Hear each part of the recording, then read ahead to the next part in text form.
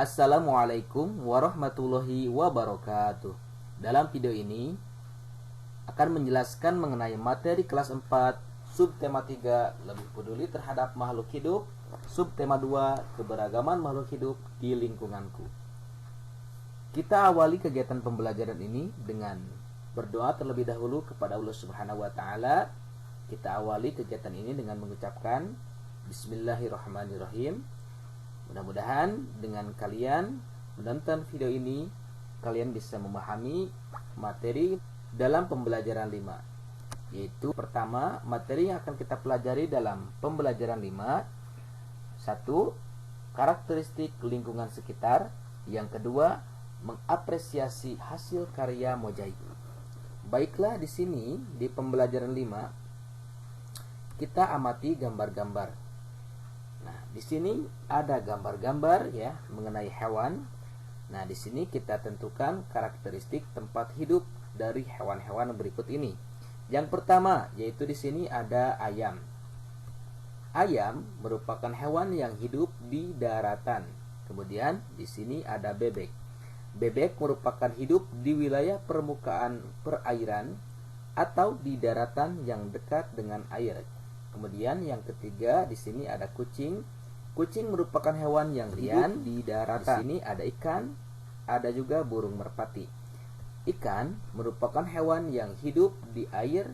Kemudian merpati merupakan burung yang hidup di darat, yaitu di dalam hutan. Baiklah, kita simpulkan mengenai karakteristik tempat hidup dari hewan-hewan tadi. Jadi, tempat tinggal hewan mempengaruhi kehidupan hewan. Kemudian di sini kita tentukan perbedaan antara tempat hidup kucing dan ikan. Kucing hidup di darat, sedangkan ikan hidup di air. Kenapa? Karena kucing bernapas menggunakan paru-paru, sedangkan ikan bernapas dengan insang. Mempunyai tempat yang khusus ya. Di sini kucing hidup di daratan dan ikan hidup di perairan. Nah, di sini kucing dan ikan itu apakah bisa hidup di tempat yang sama? Nah, tentunya tidak ya. Karena kucing dan ikan tidak dapat hidup bersama-sama. Jika kucing hidup di dalam air, maka kucing tersebut tidak akan bernapas, karena kucing bisa bernapas dengan paru-paru.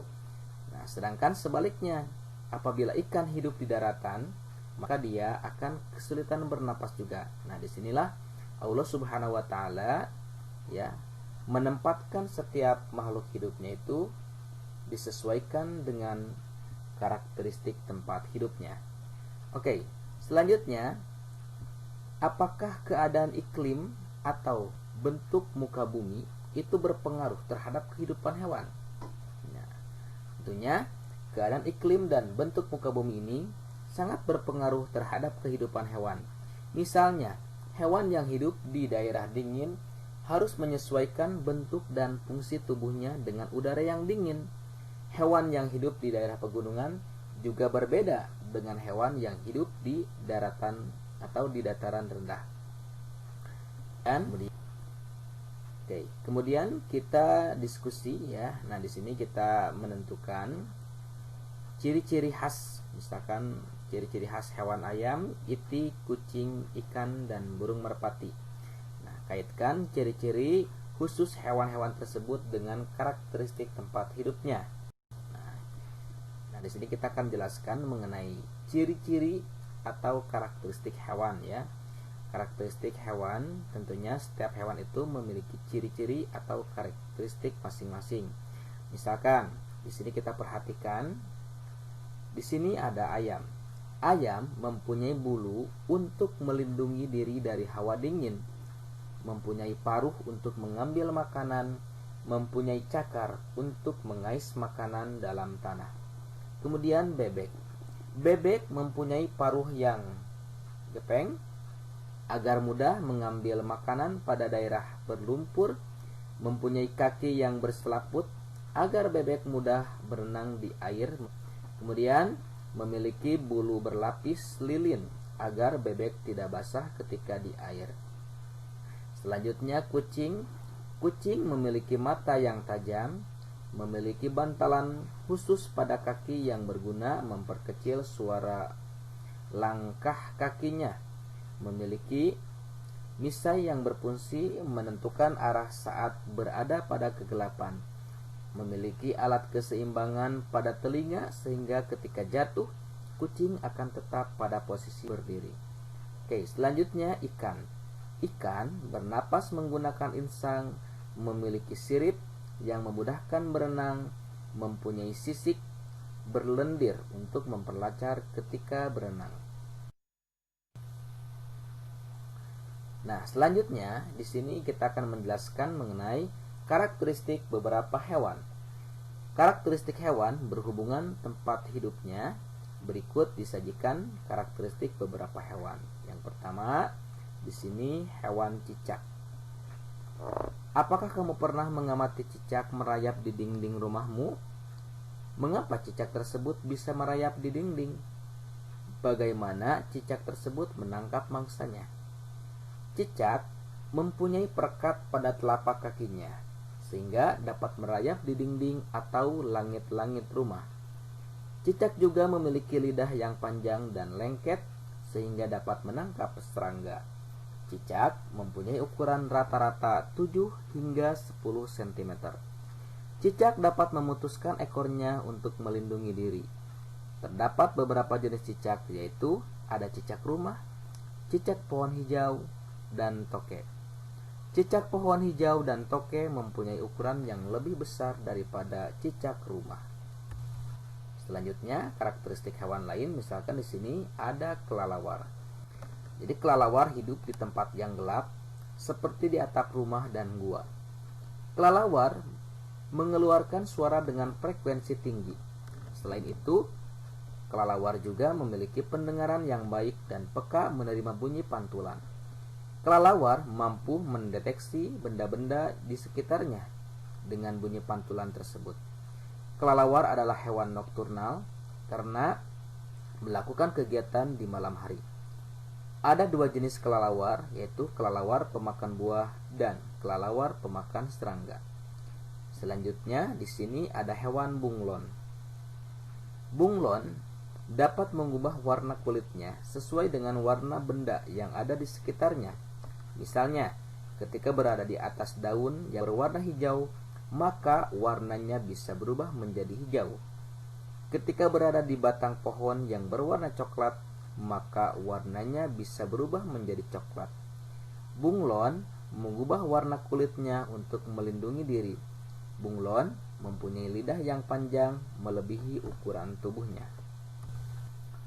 Baik, selanjutnya di sini kita akan menjelaskan mengenai manfaat hewan. Hewan di sekitar mempunyai nilai ekonomis. Hewan banyak diperjualbelikan di pasar, bahkan ada yang diperjualbelikan di media sosial.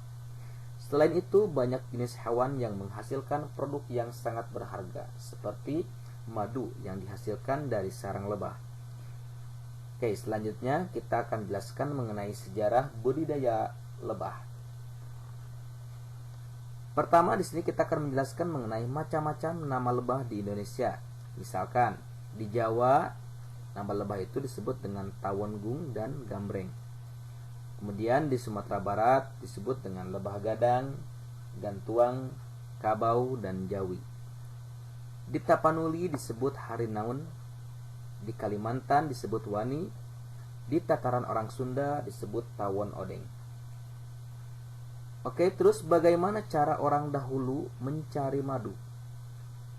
Orang berternak lebah dengan sistem menetap.